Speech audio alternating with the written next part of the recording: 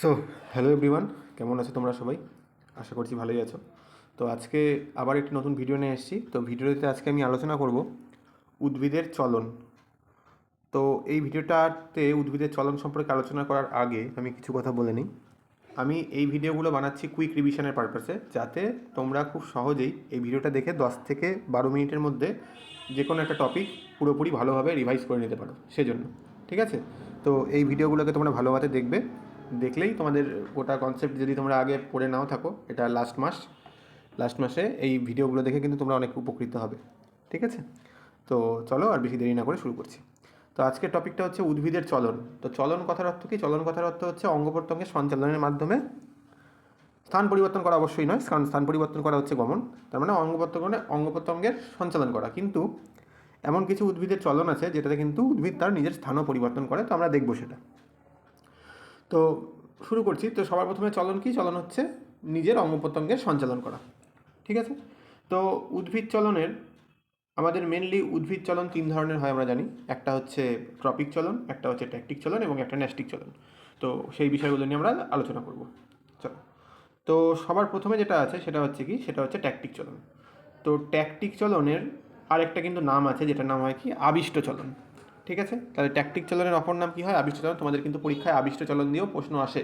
ঠিক আছে? তোমরা টেস্ট পেপার যখন সলভ করবে, ওখানে কিন্তু আবিষ্ট চলন দিয়ে অনেক প্রশ্ন দেখতে পাবে। ঠিক আছে? আচ্ছা, ট্যাকটিক চলনে কি হয়? সামগ্রিক স্থান পরিবর্তন হয়। অর্থাৎ যে উদ্ভিদ, এক কথায় উদ্ভিদ ঠিক না, মানে যারা এককোষী উদ্ভিদ আছে, যেমন কিছু শৈবাল, তারা আর কি এই ট্যাকটিক চলন করে এবং তারা নিজের পুরো দেহটাকেই কিন্তু এক স্থান থেকে অন্য স্থানে নিয়ে চলে যায় সঞ্চালনের মাধ্যমে। ঠিক আছে?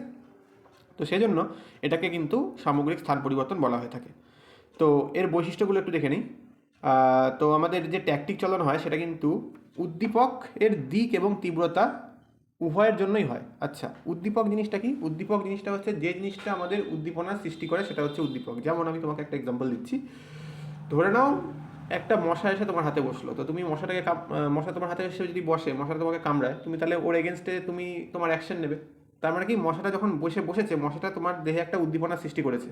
তার মানে এখানে মশাটা হচ্ছে উদ্দীপক, এবং তুমি যখন সেই উদ্দীপনায় সাড়া দিলে, অর্থাৎ মশাটাকে মেরে ফেললে বা মশাটাকে তাড়িয়ে দিলে, সেটা হচ্ছে কি? তোমার সংবেদনশীলতা, অর্থাৎ উদ্দীপনায় সাড়া দেওয়ার ক্ষমতা।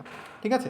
তো আমরা কিন্তু উদ্দীপনা বা উদ্দীপক ছাড়া কিন্তু সঞ্চালন বা আমাদের চলন কিন্তু সেরকমভাবে করি না।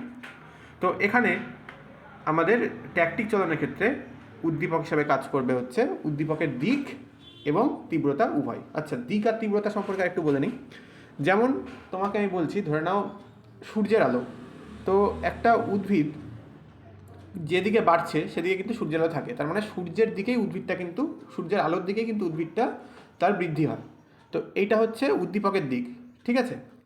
আর মাটির নিচে যে মূলটা আছে, সেই মূলটা কিন্তু মাটির নিচে যে জল আছে সেই জলের দিকে বাড়ে। তার মানে ওটাও কিন্তু, জলটাও একটা উদ্দীপক, এবং জলের দিকে যেহেতু বাড়ছে, এই সেন্সে আমি কিন্তু এটাকে উদ্দীপকের দিক বলছি। আর তীব্রতা কি? তীব্রতা হচ্ছে, ধরে নাও কোনো একটা উদ্ভিদ আছে যেটা খুব তাপমাত্রায়, ধরে নাও ওর ফুল ফোটে, বা খুব তাপমাত্রায় ওর পাতাগুলো সতেজ হয়ে যায়, বা কম তাপমাত্রায় ওর পাতাগুলো সতেজ হয়ে যায়। তো এই ধরনের মুভমেন্টগুলোকে আমরা বলবো কিন্তু উদ্দীপকের তীব্রতার উপর নির্ভর করছে। তার মানে টপিক চলনটা বুঝতে পারলে, ট্যাকটিক চলনটা বুঝতে পারলে, ট্যাকটিক চলনে কি বলা আছে? যে উদ্দীপকের দিক এবং তীব্রতা উভয় প্রয়োজন। যে ধরনের চলনে উদ্দীপকের দিক এবং তীব্রতা উভয় প্রয়োজন, তাদেরকে আমরা বলবো হচ্ছে ট্যাকটিক চলন। এবং এই ট্যাকটিক চলনে কিন্তু আমাদের উদ্ভিদটা পুরোপুরিভাবে কিন্তু নিজের স্থানটা পরিবর্তন করে নেয়। আচ্ছা, 2 নম্বর পয়েন্টে আছে কি বলছে? যে ট্যাকটিক চলনে কিন্তু কোনো রকম হরমোনের ভূমিকা নেই। মানে এই চলনের জন্য হরমোন কিন্তু কোনোভাবে কাজে লাগে না। ঠিক আছে? হরমোন শুধুমাত্র একটা চলনের ক্ষেত্রেই কাজে লাগে, সেটা হচ্ছে ট্রপিক চলন। আসছি এরপরে। আর এটা এক ধরনের চলন। ঠিক আছে? এবার ট্যাকটিক চলনের প্রকারভেদের মধ্যে কি হচ্ছে? ট্যাকটিক চলন 2 ধরনের দেখা যায় আমাদের। একটা হচ্ছে ফোটো ট্যাকটিক চলন, একটা হচ্ছে কেমোট্যাকটিক চলন। তো ফোটো কথার অর্থই হচ্ছে কি? ফোটো কথার অর্থই হচ্ছে আলো। তার মানে আলোর উৎসের দিক এবং আলোর তীব্রতা, এই দুটোর উপর নির্ভর করে যখন কোনো একটা উদ্ভিদ ঠিক না, এক কথায় ওই এককোষী শৈবাল বা কোনো এককোষী উদ্ভিদ, সেগুলো যখন নিজেদের চলনটা করে বা সামগ্রিক স্থান পরিবর্তন করে, সেটাকে আমরা বলে থাকি ফোটোট্যাকটিক চলন। তো ফোটোট্যাকটিক চলন কী করবে? এর ক্ষেত্রে উদ্দীপক হচ্ছে আলো, এবং এর উদাহরণ কি? ক্লামাইডোমোনাস এবং ভলভক্স। এরা কিন্তু এক ধরনের শৈবাল, যারা কিন্তু আলোর উৎস এবং আলোর উৎসের দিক এবং আলোর তীব্রতা দুটোর উপরই কিন্তু নির্ভর করে নিজেদের গমনটা করে। আর 2 নম্বরটা আছে কেমোট্যাকটিক। কেমোট্যাকটিক কথার অর্থ হচ্ছে কেমো শব্দটা এসেছে কেমিক্যাল থেকে। এবার কেমিক্যাল মানে কি? রাসায়নিক পদার্থ। তার মানে এদের উদ্দীপনাটা যে সৃষ্টি করবে সেটা হচ্ছে কোনো না কোনো রাসায়নিক পদার্থ। তো সেই রাসায়নিক পদার্থটার দিকে এবার সেই রাসায়নিক পদার্থই কিন্তু এর উদ্দীপনাটা সৃষ্টি করে। যেমন উদাহরণে বলা আছে যে মশের শুক্রাণু শুক্রোজের দিকে চলন করে, বা শুক্রোজ একটা রাসায়নিক পদার্থ যার জন্য মশের শুক্রাণু কিন্তু শুক্রোজের দিকে গমন করে। আবার ফার্নের শুক্রাণু কিন্তু ম্যালিক অ্যাসিডের দিকে গমন করে। ঠিক আছে, তো এদের মেনলি উদাহরণগুলো কিন্তু খুব ইম্পর্টেন্ট, যে কেমোট্যাকটিক চলনের উদাহরণটা খুব ইম্পর্টেন্ট হয়, কারণ এটা বিভিন্ন রকম রাসায়নিক পদার্থের দ্বারা নিয়ন্ত্রিত হয় সেজন্য। ঠিক আছে, আচ্ছা, তাহলে আমাদের এটা গেল ট্যাকটিক চলন। এবার আমরা আসবো যেটা, সেটা হচ্ছে ট্রপিক চলন। 2 নম্বর চলন ট্রপিক চলন। তো ট্রপিক চলনটা আমি কি বললাম একটু আগে, যে ট্রপিক চলনটা কিন্তু শুধুমাত্র উদ্দীপকের দিক এর ওপর নির্ভর করে। এখানে কিন্তু উদ্দীপকের তীব্রতা কোনোভাবে কাজে লাগে না। ঠিক আছে, উদ্দীপকের দিক মানে উদ্দীপকটা কোন দিকে আছে। যেমন উদ্ভিদের মূল মাটির নিচে প্রবেশ করছে, কারণ কি? কারণ 1 নম্বর তুমি বলতে পারো যে অভিকর্ষ বলের জন্য হতে পারে, কারণ তাহলে অভিকর্ষ যে বলটা কী হয়ে যাবে, উদ্দীপকের দিক হয়ে যাবে, যে অভিকর্ষ বলটা মাটির নিচের দিকেই উদ্ভিদের মূলটাকে টানছে সেজন্য। আবার তুমি বলতে পারো যে একটা গাছের কাণ্ড মাটির ওপর দিকে সূর্যের দিকে বাড়ছে, ওপর দিকে আকাশের দিকে বাড়ছে, তো সেটাও একটা কিন্তু আমাদের উদ্দীপকের দিক হয়ে যাবে। ঠিক আছে, আচ্ছা, তো ট্রপিক চলনের যেটা নাম, অন্য নাম, সেটা কি হয়? সেটা হয় হচ্ছে বৃদ্ধিজ চলন। আর এই চলনের যে বৈশিষ্ট্য যেটা আমি বললাম, যে উদ্দীপকের উৎসের দিকের উপর নির্ভর করে, মানে যেদিকে উদ্দীপকের উৎসটা আছে এই ধরনের চলন কিন্তু সেদিকেই হয়। ঠিক আছে, প্রকৃতি কী বলেছে? অসম বৃদ্ধির ফলে ঘটে, আর এটাকে কিন্তু বৃদ্ধিজ চলনও বলা হয়। ঠিক আছে, তো তোমাকে বৃদ্ধিজ চলন দিয়েও কিন্তু নাম কোশ্চেন করতে পারে, যে বৃদ্ধিজ চলন কোন কার কার উপর নির্ভর করে। তো তোমাকে বলতে হবে বৃদ্ধিজ চলন শুধুমাত্র উদ্দীপকের উৎসের দিকের উপর নির্ভর করে। আর এই ট্রপিক চলনেই বা বৃদ্ধিজ চলনেই কিন্তু একটা হরমোন কাজ করে, যেটা হচ্ছে কিন্তু আমাদের অক্সিন হরমোন। অক্সিন হরমোন একটা উদ্ভিদ হরমোন, বা তুমি বলতে পারো যে অক্সিন হরমোন একটা প্রধান উদ্ভিদ হরমোন।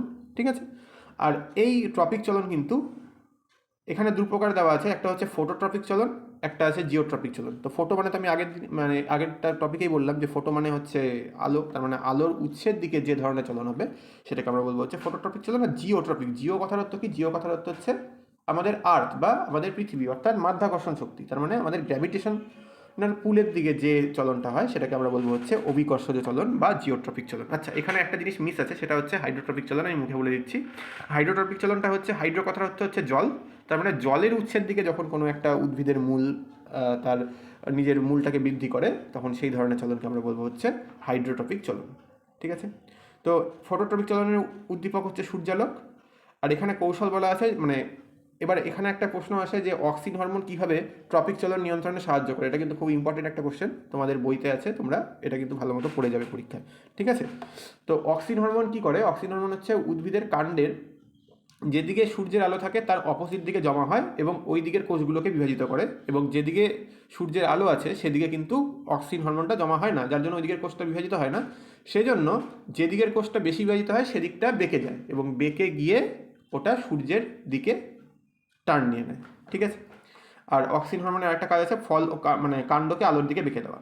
ঠিক আছে, আচ্ছা, জিওট্রপিক চলন এখানে বলা আছে, দেখো এখানে জিওট্রপিক চলন 2 ধরনের হয়, আবার হাইড্রোট্রপিক চলন 2 ধরনের হয়। এখানে বলা আছে দেখো পজিটিভ জিওট্রপিক চলন অথবা ধনাত্মক জিওট্রপিক চলন, ধনাত্মক অভিকর্ষজ চলন। তো ধনাত্মক আর ঋণাত্মক অভিকর্ষ চলনের কথার অর্থ কি? ধনাত্মক অভিকর্ষ চলন হচ্ছে অভিকর্ষের দিকে যে ধরনের চলন হয় সেটা হচ্ছে ধনাত্মক অভিকর্ষ চলন। যেমন গাছের মূল, গাছের মূল মাটির নিচেই যাচ্ছে।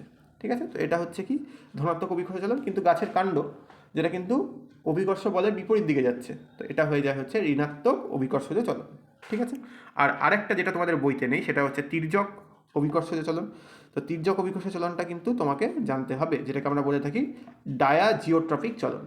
ঠিক আছে, তো এটা কি হয়? শাখা বা মূল আড়াআড়ি বৃদ্ধি পায়, মানে তোমার ওপরেও বৃদ্ধি পাচ্ছে না, নিচেও বৃদ্ধি পাচ্ছে না, কিন্তু আড়াআড়িভাবে মানে তির্যকভাবে বৃদ্ধি পাচ্ছে। একটা গাছের থেকে যে শাখাগুলো বেরোয় সেটা কি সোজাসুজি ওপর দিকে ওঠে না, সেটা হচ্ছে তির্যকভাবে বৃদ্ধি পায়। ওটার উপর অভিকর্ষ বলও কাজ করে। এবার ওটার অভিকর্ষ বল কাজ করার জন্য, মানে ওটা আমি কি বলবো, ওটা অভিকর্ষজ বল কাজ করার জন্য ওটা হচ্ছে তোমার তির্যক হচ্ছে। ঠিক আছে, তার মানে এই জায়গাটা কিন্তু খুব ইম্পর্টেন্ট, যে ডায়াজিওট্রপিক চলন যেটা। ঠিক আছে, আচ্ছা, এরপরে আমরা চলে যাব হচ্ছে ন্যাস্টিক চলনে। 3 নম্বর পয়েন্ট আছে ন্যাস্টিক চলন। তো ন্যাস্টিক চলনটা কী হয়? যেমন ট্যাকটিক চলন উদ্দীপকের দিক এবং উদ্দীপকের তীব্রতা দুটোর উপর নির্ভরশীল ছিল, ট্রপিক চলন শুধুমাত্র উদ্দীপকের দিকের উপর নির্ভরশীল ছিল, আর ন্যাস্টিক চলনটা কিন্তু শুধুমাত্র উদ্দীপকের তীব্রতার উপর নির্ভরশীল। ঠিক আছে, তো এর বৈশিষ্ট্য দেখি, উদ্দীপকের তীব্রতার উপর নির্ভর করে এই ধরনের চলন হয়। প্রকৃতি হচ্ছে রসস্ফীত পরিবর্তনের জন্য হয়। রসস্ফীত চাপ মেন এই আমাদের ন্যাস্টিক চলনের কারণ, ঠিক আছে। আর এখানে হরমোনের কিন্তু কোনো ভূমিকা নেই, ঠিক আছে। আর আমাদের এই ন্যাস্টিক চলনের কিন্তু প্রকারভেদ আছে, তো এগুলো প্রকারভেদ সম্পর্কে বলবো। তো সর্বপ্রথমে ফোটোন্যাস্টিক, ফোটো মানে আলো, তার মানে আলোর তীব্রতার উপর নির্ভর করে যে ধরনের চলন হয় সেটাকে আমরা ফোটোন্যাস্টিক চলন বলবো। থার্মোন্যাস্টিক, থার্মো মানে তাপমাত্রা বা টেম্পারেচার, ঠিক আছে। তার মানে কোনো একটা কিছুর উষ্ণতা বা তাপমাত্রার উপর নির্ভর করে যে ধরনের উদ্ভিদের চলন হয় সেটাকে আমরা বলি হচ্ছে থার্মোন্যাস্টিক। আচ্ছা, তারপর হচ্ছে সিসমোন্যাস্টিক। সিসমোন্যাস্টিক হচ্ছে স্পর্শ, যেমন লজ্জাবতী পাতা, ওকে যদি স্পর্শ করি ওর ভেতর থেকে পালভিনাসের মধ্যে থেকে কি হয়, পালভিনাসের জল বেরিয়ে যাওয়ার ফলে কিন্তু ওটা মুদে যায় বা কুচকে যায়, ঠিক আছে। তো এই ধরনের চলনকে কিন্তু আমরা সিসমোন্যাস্টিক বলবো। আর কেমোন্যাস্টিক, কেমো হচ্ছে রাসায়নিক পদার্থ, তার মানে রাসায়নিক পদার্থের ফলে, রাসায়নিক পদার্থের তীব্রতার ফলে যে আমাদের চলন দেখা যায় সেটা হচ্ছে কেমোন্যাস্টিক। তো আমরা ধীরে ধীরে সবকটারই উদাহরণ এবং বৈশিষ্ট্য পড়ব। সর্বপ্রথমে ফোটোন্যাস্টিক। ফোটোন্যাস্টিক হচ্ছে কি বললাম, আলোর তীব্রতা, যেটা পদ্ম এবং সূর্যমুখী ফুলের মধ্যে দেখা যায়। সূর্যমুখী ফুল সূর্য যেদিক থেকে ওঠে সেদিক থেকেই সূর্যমুখী ফুলের মুখটা সেদিকে থাকে, এবং বিকেলবেলা যখন সূর্য পশ্চিম দিকে অস্ত যায় তখন সূর্যমুখীর ফুলের মুখটাও পশ্চিম দিকে চলে যায়। তার মানে সূর্য যেদিকে যেদিকে যাচ্ছে সূর্যমুখীর ফুলটাও কিন্তু সেমভাবে একইভাবে টার্ন নিচ্ছে, ঠিক আছে। থার্মোন্যাস্টিক, যেটা তাপের সঙ্গে, এখানে উদ্দীপক বলছে তাপ, ঠিক আছে। আর এর উদাহরণ হচ্ছে কি, টিউলিপের উষ্ণতা, মানে টিউলিপ ফুলের ফোঁটাটা, ঠিক আছে। সিসমোন্যাস্টিক, যেটা বললাম স্পর্শ বা ঘর্ষণ, এটা হচ্ছে লজ্জাবতী পাতায় দেখা যায়। লজ্জাবতী এই গাছের তোমার বিজ্ঞানসম্মত নাম পরীক্ষায় আসে, সেটা হচ্ছে মিমোসা পুডিকা, ঠিক আছে, তোমরা দেখে নিও। কেমোন্যাস্টিক চলন, যেটা রাসায়নিক পদার্থের জন্য হয়, মেনলি সূর্য শিশির এবং কলসপত্রী পতঙ্গভুক প্রাণী যারা, তারা কী করে, তারা মেনলি নাইট্রোজেন বা প্রোটিনের জন্য পতঙ্গগুলোকে খায়, এবং ওর দেহ থেকে এই প্রোটিনটাকে কেমিক্যাল হিসাবে ধরা হয়েছে, ওই জন্য একে বলা হয় কেমোন্যাস্টি বা কেমোন্যাস্টি চলন, ঠিক আছে। এটা মেনলি সূর্য শিশির এবং কলসপত্রীর মধ্যে দেখা যায়, ঠিক আছে। তো এবার আমাদের লাস্ট পার্ট যেটা, সেটা হচ্ছে আমি টোটালটাকে সামারাইজ করে দিচ্ছি একটু। সেটা হচ্ছে যে প্রধান পার্থক্য সময় দেখা স্থান পরিবর্তন কী বলছে, ট্যাকটিক চলনে সমগ্র দেহের স্থান পরিবর্তন হয়, মানে একটা উদ্ভিদ বা একটা শৈবাল যাই ট্যাকটিক চলন করুক, তারা কিন্তু নিজের স্থানটা পুরোপুরি এক স্থান থেকে অন্য স্থানে নিয়ে যেতে পারে অ্যাকর্ডিং টু দেয়ার আলোর উৎস এবং আলোর তীব্রতা, ঠিক আছে। আর ট্রপিক আর ন্যাস্টিক কিন্তু কোনো রকম স্থান পরিবর্তন করতে পারে না। এই ধরনের চলনে উদ্ভিদ কিন্তু কোনো রকম স্থান পরিবর্তন করতে পারে না, এবং উদ্ভিদ কী করে, উদ্ভিদ কিন্তু নিজের অঙ্গ প্রত্যঙ্গটাকে আলোর উৎস বা আলোর তীব্রতার দিকে কিন্তু সঞ্চালন করে। আচ্ছা, এবার নির্ভরতা বলেছে দেখো, ট্যাকটিক চলন দিক ও তীব্রতা দুটোর উপরই নির্ভর করে। ট্রপিক চলন শুধুমাত্র দিক, আর ন্যাস্টিক চলন শুধুমাত্র তীব্রতা। আর এদেরকে নিয়ন্ত্রণ করে ট্রপিক চলনটাই শুধুমাত্র অক্সিন হরমোন নিয়ন্ত্রণ করে ট্রপিক চলনকে, আর ট্যাকটিক ও ন্যাস্টিক চলনে কিন্তু কোনো রকম হরমোনের ভূমিকা নেই, ঠিক আছে। তো এই ভিডিওটা জাস্ট একটা কুইক রিভিশন পারপাসের জন্য ভিডিওটা বানানো। তো যাদের আগামী 2026 ফেব্রুয়ারি মাস থেকে মাধ্যমিক পরীক্ষা শুরু হচ্ছে, তারা জাস্ট 10 থেকে 15 মিনিটের মধ্যে একটা গোটা টপিক কিন্তু এইভাবে রিভাইজ করে নিতে পারবে। তো এই ভিডিওগুলো দেখো আর কমেন্ট করে জানিও কেমন লাগলো, ঠিক আছে। ধন্যবাদ, দেখা হবে নেক্সট ভিডিওতে।